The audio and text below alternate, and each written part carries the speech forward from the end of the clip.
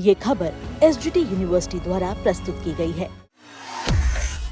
Hormuz में Trump का बड़ा एक्शन, ईरानी एजेंसी पर लगाया प्रतिबंध, ईरान को ट्रंप की नई धमकी। क्या आप सोच सकते हैं कि समुद्र के एक छोटे से रास्ते से गुजरने के लिए किसी जहाज से $20 लाख का टैक्स वसूला जाए? बिल्कुल ऐसा ही हो रहा है दुनिया के सबसे बड़े ऑयल रूट यानी कि स्ट्रेट ऑफ हॉर्मुज में। ईरान ने समुद्री रास्ते पर पूरी तरह कब्जा करने के लिए एक नई एजेंसी बनाई और हर गुजरने वाले जहाज से मोटी रकम वसूलना शुरू कर दिया। लेकिन अब अमेरिका ने हॉर्मुज में जो एक्शन लिया है उसने पूरे मिडिल ईस्ट में बेचैनी बढ़ा दी है।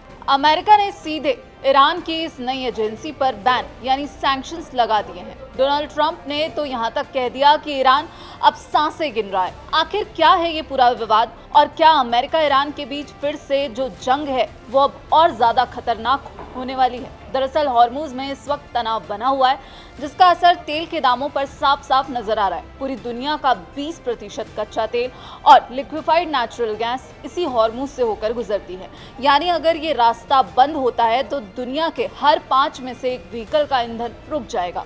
भारत, चीन, जापान जैसे देशों के लिए ये रास्ता उनकी लाइफलाइन की तरह है और यहाँ इस वक्त तनाव बना हुआ है। आपको याद होगा कि इसी साल 28 फरवरी 2026 को अमेरिका और इजराइल ने ईरान पर बड़े हवाई हमले किए थे, जिसके बाद ईरान ने बदला लेने के लिए इस रास्ते को लगभग ब्लॉक कर दिया। अमेरिका ने भी यहाँ पर नाकेबंदी का दावा किया। वहीं पर्दे के पीछे भी जो खेल है वो अब यहाँ पर लगातार तेज होता जा रहा है। युद्ध की वजह से ईरान की अर्थव्यवस्था पूरी तरह टूट चुकी है। अपनी तिजोरी भरने के लिए ईरान ने अब एक नया दांव खेला। ईरान ने एक नई सरकारी एजेंसी बनाई जिसका नाम रखा गया PGSA, Persian gulf straight authority. Iran ने समुद्र में अपनी सीमाएं तय कर दी और ये कहा कि अब से इसी रास्ते से गुजरने के लिए हर इंटरनेशनल जहाज को पहले ईरान की इस एजेंसी से इजाजत लेनी होगी, अपना सारा डेटा शेयर करना होगा और ईरान के बताए रास्तों से ही गुजरना होगा। सिर्फ इतना ही नहीं, रिपोर्ट्स के मुताबिक ईरान ने यहाँ से गुजरने वाले जहाज़ों से $20 लाख तक का टोल टैक्स वसूलना शुरू कर दिया। अमेरिकी खुफिया एजेंसियों का ये कहना है कि ये सीधा सीधा इंटरनेशनल ट्रेड से जबरन वसूली यानी कि एक्सटॉर्शन है और इस पैसे का इस्तेमाल ईरान अपनी सेना और खतरनाक हथियारों को बनाने में कर रहा है। और अब ईरान की इस मनमानी को रोकने के लिए अमेरिका ने अपना सबसे बड़ा आर्थिक हथियार निकाला है। अमेरिका के ट्रेजरी डिपार्टमेंट यानी वित्त मंत्रालय ने ईरान की इस एजेंसी PGSA पर कड़े प्रतिबंध यानी सैंक्शंस लगा दी हैं। अमेरिकी वित्त मंत्री स्कॉट बेसेंट ने साफ शब्दों में कहा, ईरान का ये कदम दिखाता है कि वो पैसों के लिए कितना बेताब हो चुका है। हमने उनके रेवेन्यू के सारे रास्ते बंद कर दिए हैं। अब इस बैन का मतलब क्या है, इसे ध्यान से समझिए। अमेरिका ने चेतावनी दी कि दुनिया की कोई भी शिपिंग कंपनी, कोई भी देश या कोई भी बैंक अगर ईरान की इस एजेंसी को टोल टैक्स देगा, चाहे वो कैश में हो, डिजिटल करेंसी में हो या किसी भी तरीके से हो, तो अमेरिका उस कंपनी पर भी बैन लगा देगा। यानी अब कोई भी जहाज ईरान को पैसे देने से डरेगा।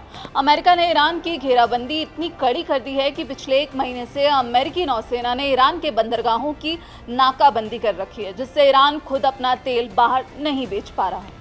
दोनों के बीच तनाव इस कदर बढ़ गया है कि व्हाइट हाउस में कैबिनेट मीटिंग के दौरान अमेरिकी राष्ट्रपति ट्रंप ने ईरान के साथ साथ उनके पड़ोसी देश ओमान को भी खुली धमकी दी। दरअसल खबरें आ रही थी कि ईरान और ओमान मिलकर इस रास्ते को संभालने की प्लानिंग कर रहे हैं, लेकिन अब यहाँ पर इस पर भड़कते हुए ट्रंप ने साफ साफ ये कहा कि इंटरनेशनल वाटर यानी अंतर्राष्ट्रीय समुद्री क्षेत्र है, इस पर किसी एक का कब्जा नहीं होगा। ओमान को भी बाकी दुनिया की तरह सीधे तरीके से रहना होगा, वरना हम उन्हें उड़ा देंगे, यानी we will blow them up. वो इस बातों को अच्छे से समझते हैं।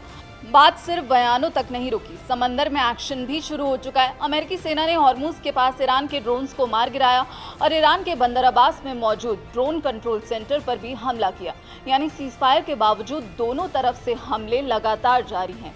इस पूरी लड़ाई का आम जनता पर भी गहरा असर देखने को मिल रहा है। अगर ईरान और अमेरिका के बीच जो ये तनातनी है, जो टकराव है, वो ऐसे ही चलता रहा तो जहाज़ों को लंबा रास्ता तय करना पड़ेगा, जिससे उनका इंश्योरेंस और किराया बढ़ेगा और इसका नतीजा ये होगा कि ग्लोबल मार्केट में कच्चे तेल की कीमतें बढ़ेंगी, जिससे भारत में भी पेट्रोल, डीजल और बाकी चीजें और महंगी हो सकती हैं।